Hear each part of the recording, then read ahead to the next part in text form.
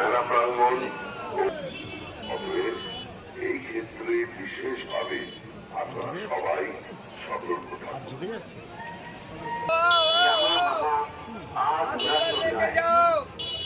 ऐसा करना दंडनीय अपराध है जिसके खिलाफ प्रशासन कड़ी कार्यवाही करेगा।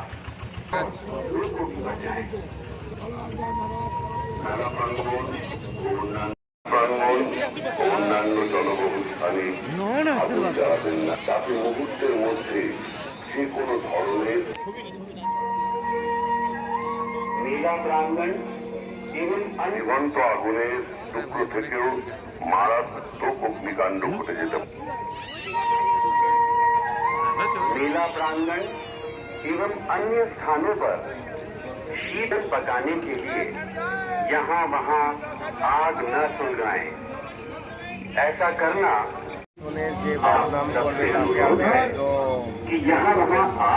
এই যে বাংলাদেশ বলো বা অন্য কোথাও যে সনাতনীদের উপর যে হামলা বা হচ্ছে পশ্চিম বাংলাদেশের মধ্যে আমি নেমন্তন্ন দিয়েছি আমার যত সনাতনী ভাই বোনেরা মায়েরা আছে তারা আমার ভারতে আসুক, আমার এখানে আসুক, আমি তাদেরকে থাকা খাওয়ার ব্যবস্থা করে দেবো।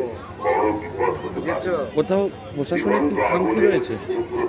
সে তো আছে বাবা, প্রশাসনের কাছেও বলা হচ্ছে, আমার প্রধানমন্ত্রীকেও বলা হচ্ছে আপনি আমার যত সনাতনী ভাই বোনেরা আছে সবাইকে আনুন, তাদের রিফিউজি কার্ড বানিয়ে দিন। এবং এছাড়াও বাংলাদেশের ছাড়াও আমাদের পশ্চিমবঙ্গেও বেশ কিছু বাংলাদেশের কথা বাদ দাও, যারা নিজের প্রধানমন্ত্রীকে চেনে না সে আমাকে তোমাকে কি চিনবে বাবা? কোথাও কি সনাতনীদের আবারও তো রাজাকার, ওরা রাজাকার। আবারও কি গর্জে ওঠার সময় এসছে সনাতনের? হ্যাঁ, আবারও কি গর্জে ওঠার সময় এসছে? হ্যাঁ, সনাতন আগেও ছিল, আদি অনন্ত, একদম সনাতনের জয় জয়কার।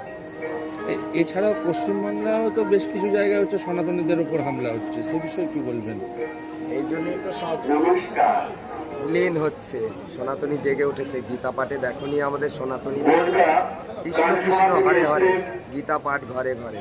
এখন কি জয় হোক, এখন কি সনাতনীদের উত্থান হচ্ছে?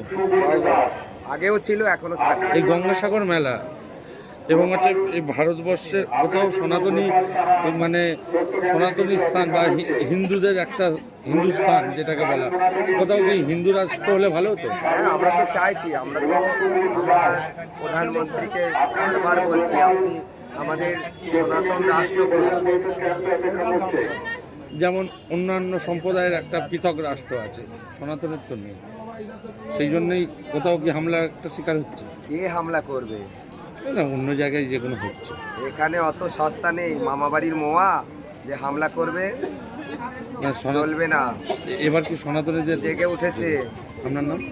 মা গায়ত্রী।